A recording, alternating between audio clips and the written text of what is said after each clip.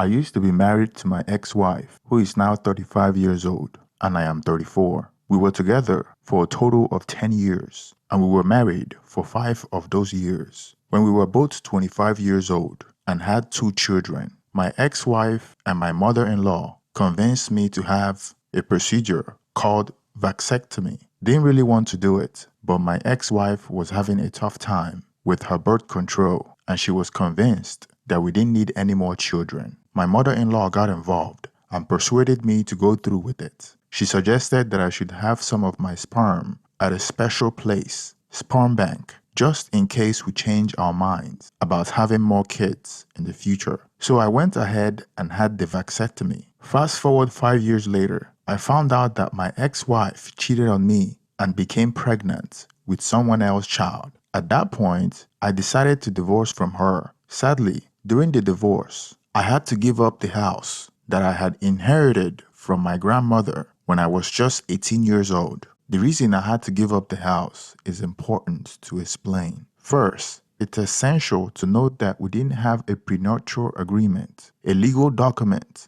that outlines what happens to assets in case of divorce. I didn't actually live in the house until we got married. It became our shared home after we got married. For 2 years during our divorce process, my ex-wife fought to keep the house. It had been both my home and her home for 10 years. During that time, I made many improvements and changes to the house, but I did it all for her, not for myself. I added an extension to the house for her craft room, redid the kitchen twice, updated the living room, and even had a walk-in closet built specifically for her. Because I had spent a significant amount of money on those renovations, she urged that she should have the house since I had made these changes for her benefit. When everything was settled, it seemed likely that I would have to sell the house and divide the proceeds with her. She wasn't asking for much. She just wanted to keep the home. In the end, we reached an agreement. She could keep the house, but had to cover our own legal fees,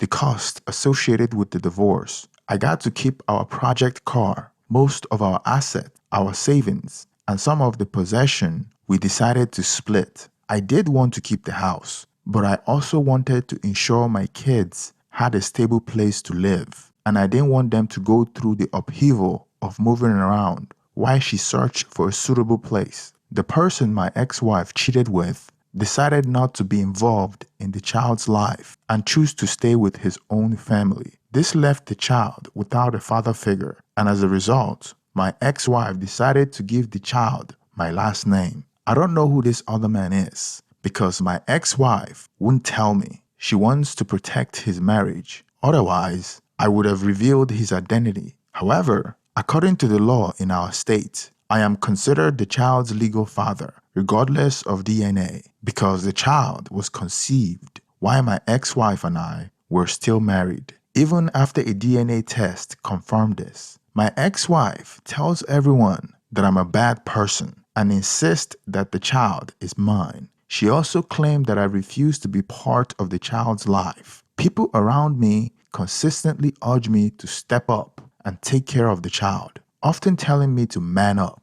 When we went to court to determine custody, I faced a difficult situation. The court told me that I could have custody of all 3 children or I could have no custody at all. After a few years of co-parenting, everything seemed to be going well between my ex-wife and me. Although I was providing extra child care to her, our relationship had improved. I had managed to get my life back on track, and I found happiness with someone new. We are currently engaged and very happy together. However, my ex-wife isn't pleased about my newfound happiness, so she's now trying to change custody arrangement. She keeps saying that I should have her son, along with our children, on the weekends, and insists that I make him a part of my life. My ex-wife went to the extent of making a post on Facebook where she criticized me for not doing anything for our son. She's even telling our other children that I neglect their brother and don't care about him. My fiancé believed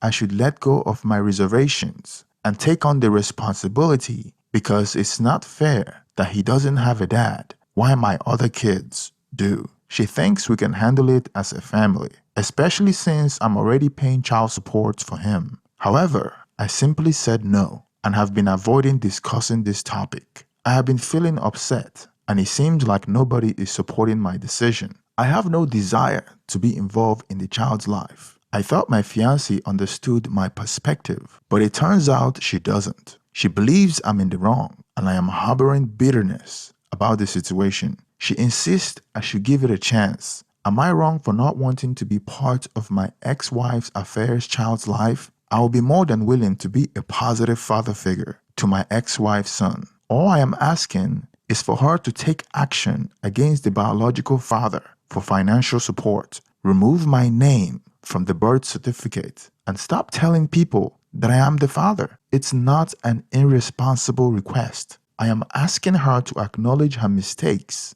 so that we can move forward. I may have been upset about losing my house, but currently, the house is providing a roof over the head of my son and daughter. I am not angry about that anymore. Regarding my fiancée, she hadn't done anything wrong.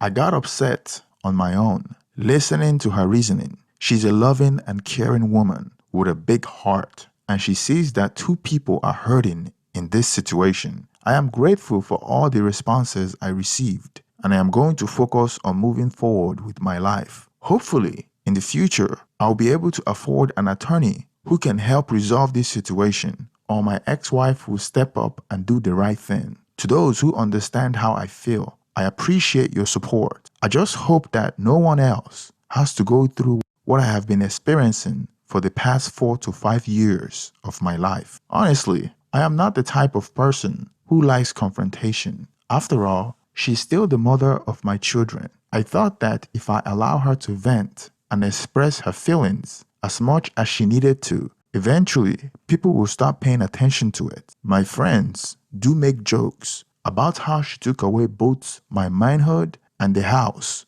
during the divorce. But here's the issue. Everything was going well before I got engaged. I was taking care of our children and supporting her child. Our co-parenting arrangement was smooth and peaceful. It wasn't until I finally moved on and got engaged that she started having a problem with the situation. No, the cost of hiring a lawyer won't be more than what I will end up paying in child support over 18 years. But my finances are tight. I would definitely consider sitting down with a legal professional. But right now, I can't afford it. The situation is a result of state law, which allows this to happen. I know the baby wasn't mine. She knew it. And even the judge and lawyers were aware of it. However, the law clearly states that if a child is conceived during a marriage, the husband is legally considered the father. So in order for me to change this, both my ex-wife and the biological father would have to agree, or I have to spend thousands on lawyers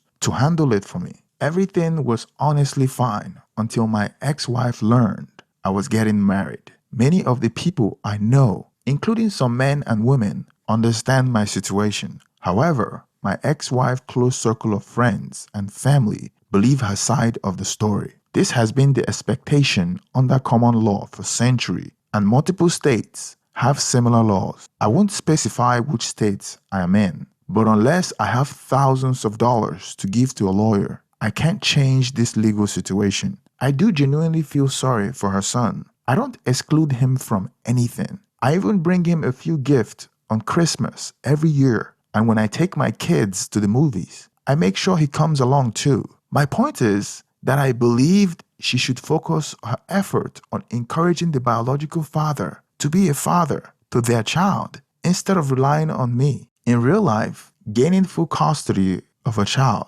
takes both time and money. Most states are hesitant to take children away from a capable mother. In response to the suggestion that I should end my relationship with my fiancée, I have to say that she has been nothing but a positive influence in my life. She's truly a blessing. She loves me and my kids, possesses a wonderful heart, and is a loving, caring person. She completely understands why I'm upset about the situation, but she also sees how much I am suffering, as well as the child involved. She made a suggestion that I didn't necessarily agree with, but that doesn't mean I should break up with her because of it. I want to make it clear that I don't exclude my child from anything. When we go to movies, I take her son with us. I also make sure to give Christmas and birthday gift. However, what I don't want is the title of being the child's father. I would genuinely agree to help raise the child and welcome him into our family completely if his mother pursued the biological father legally and I didn't have to officially be called his father. I make every effort to ensure her child doesn't feel left out. Whenever I take my children somewhere, I take him along as well. The truth is, I can't legally remove myself from the birth certificate without hiring a lawyer and paying a significant amount of money for the process. It would be easier if she cooperates, but she's unwilling because she wants me to have the father role in her child's life. Unfortunately, the biological father doesn't want to take on that responsibility. In my state, the only way to challenge the situation legally is to hire a lawyer, pay a substantial amount of money, and even then, it might not be overturned. Both the biological father and mother would have to contest it, but the guy refuses to acknowledge that he even has a child. To be honest, I'll be open to co-parenting the child if my ex-wife would stop lying about the situation, take responsibility for her actions, and stop trying to force the role of father on me. Currently, I don't exclude the child. I just don't want to be officially recognized as the child's father. If she pursues the biological father for support, remove me from the birth certificate, and change the child's last name, I would definitely be more willing to be involved in the child's life. It's harassment that make me reluctant to do more. Right now, she wants me to be the father of all 3 children. It feels like having given her the house from the divorce, having had a vasectomy, and paying child support for her son isn't enough. I do wish I could get the house back, but that's in the past. Currently, if she agreed to remove my support obligations and pursue the biological father, I would gladly be the best sibling dad for her son. That's the end of the post. Let me give my reaction to the story. You seem like a nice person who is trying to do the right thing. It's unfortunate that the boy doesn't have a dad, but it shouldn't be your responsibility. You mentioned that your ex didn't want to tell you the biological father to protect his marriage, which is a double betrayal to you and her own son. She chose her affair partner over you and denying her son the right to know his biological father. A truly devious woman. She's also making your life difficult, even after you're paying child support for a child that is not yours, all because you found happiness with your new fiancé and leaving her. That is why you don't negotiate with a terrorist in the first place. They will always want more because she smells weakness and sees that you're willing to supplicate to her. She won't go back to the biological father because he is an a-hole. When you make things easier, people will take advantage of that, which is exactly what she's doing. To make matters worse, your new fiancé supports your ex-wife. All I can say is you have an interesting taste in relationships. I am not here to tell you how to handle your relationship with the boy, as you have already made your decision. However, it seems like you might be a person who is easily influenced and doesn't assert themselves, which is why your ex feels that she can control your happiness. Even your mother-in-law influenced you to get a vasectomy, which tells me more about you than your ex-wife. Even your new fiancé's actions are questionable and she doesn't support your decision, which tells me a lot more about you. You're easy to get along with. You choose partners that are dominant in the relationship. You are not the alpha of your relationship. If your ex-wife would do the same thing to you, potentially your new fiancé seems like she can run over you and disagree with you on crucial decisions like this that will influence even her own life. My advice to you is stop hesitating. Be more assertive. Take control of your life. Work hard to make more money so you can afford a lawyer to help you navigate this situation. It's important to keep a close eye on your new fiancé, as she may not be on your side and could potentially do something similar to what your ex has done if she hasn't already. You should be very cautious about who you marry because once you're legally recognized as the father, the law can be challenging. Family law in this country is gynocentric, so it may not be wise to consider marriage again, especially after what your ex has put you through. Your ex-wife appears to be using the legal system to control you, as marriage often means surrendering certain rights and freedom, and sometimes, like in your case, even if she has an affair and have a child, which is a product of her affair, you could still be legally considered the father in many states. Unfortunately, men often have limited option to change this situation unless the biological father contests for parental rights. This is unfair to men. Even though we are in the 21st century, sometimes in the court system, it seemed like we're intentionally stuck with an outdated law to benefit one gender over the other. Here is a quote directly from a legal article to illustrate this point, and I quote, "In approximately 21 states and the Northern Mariana Islands, a man may be presumed to be the father of a child in any of the following circumstances." And I will mention one which pertains to our topic for the day.